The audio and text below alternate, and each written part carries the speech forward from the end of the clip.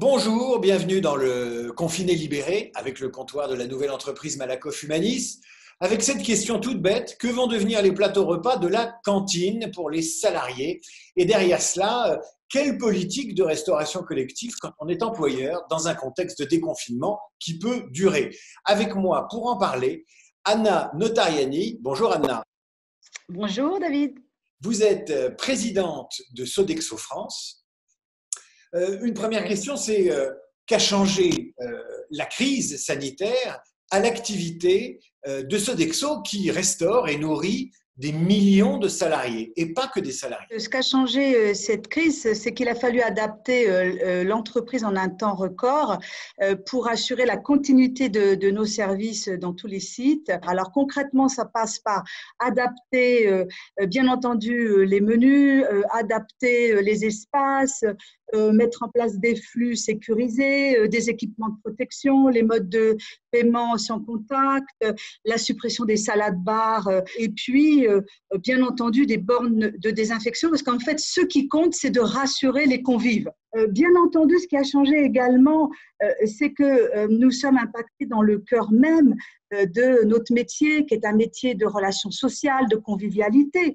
Donc, ça veut dire que tout l'aspect d'animation et éducation nutritionnelle, tout ça, vous vous doutez bien que ça a été mis momentanément, bien entendu, en retrait. Ce que ça a aussi apporté, qui est plutôt positif, c'est que ça a mis en lumière tous nos métiers. On fait partie du maillon essentiel au fonctionnement de la société. On l'a prouvé. Voilà, ça, c'est quelque chose qui nous a beaucoup touchés et qui a beaucoup touché les collaborateurs qui sont en front-line tous les jours.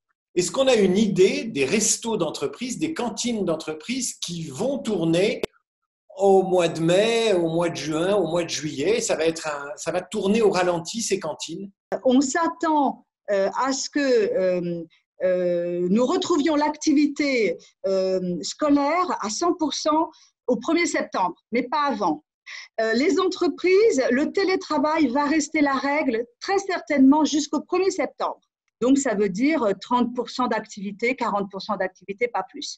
On s'attend quand même à ce que les entreprises qui finalement sont prudentes garderont à partir du 1er septembre une part importante de télétravail.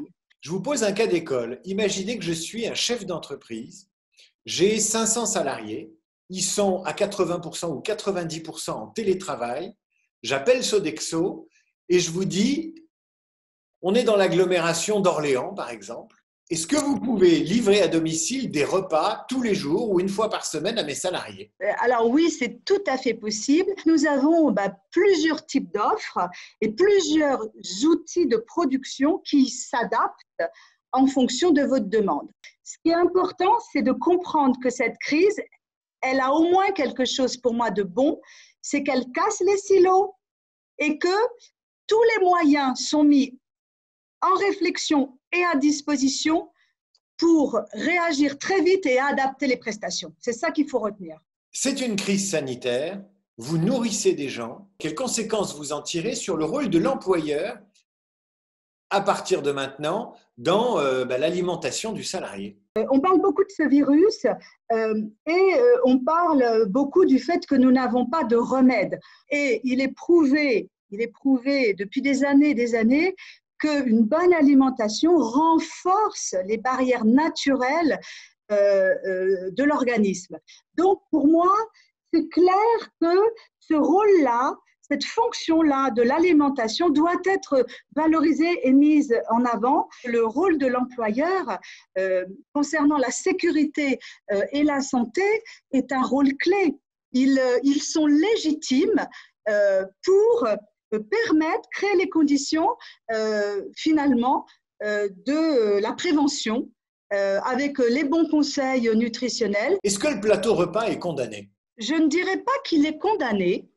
En revanche, je pense que ce qui est sûr, c'est que toutes les tendances et toutes les formules, click and collect, grab and go, toutes les solutions multicanales, plurielles qu'on va mettre et qu'on met déjà à disposition des convives, elles vont absolument devenir majeures.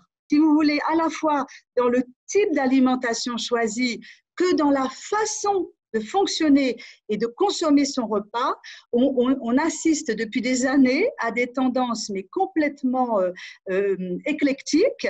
Et le challenge, eh bien, c'est d'être multi-canal et de proposer des formules avec une facilité d'accès, avec des applications qui permettent vraiment de suivre le consommateur de façon très individualisée au gré de ses besoins, de ses envies. Et je dirais même du moment. Est-ce qu'on va vraiment vers une nouvelle entreprise où finalement notre souhait le plus cher, un peu comme on a des habitudes alimentaires, c'est un retour à la normale, c'est un retour à ce qu'on a laissé derrière nous? Je crois profondément que les citoyens attendent des responsables, qu'ils soient politiques ou publics, qu'on tire des leçons, de bonnes leçons. Et moi, la leçon que j'aimerais tirer, c'est d'abord être centré et avoir confiance sur les compétences des hommes et des femmes qui travaillent sur le terrain. Mon souhait, c'est que l'entreprise de demain, elle comprenne que ça, c'est le plus gros capital qu'elle ait et qu'elle continue à créer les conditions pour que ça existe et ça crée de la valeur. Dans l'ensemble, je pense que l'intelligence collective vient de faire ses preuves. Voilà, on aura toujours besoin d'automates, on aura toujours besoin d'algorithmes, mais pas à la place de. Voilà, le rôle social est fondamental dans la créativité et dans la création de valeur. Il ne faut pas l'oublier. Merci à vous d'avoir été avec nous dans ce numéro du Confiné Libéré. On se retrouve très prochainement pour une nouvelle édition du Confiné Libéré en partenariat avec le comptoir Malakoff Humanis de la nouvelle entreprise. Salut!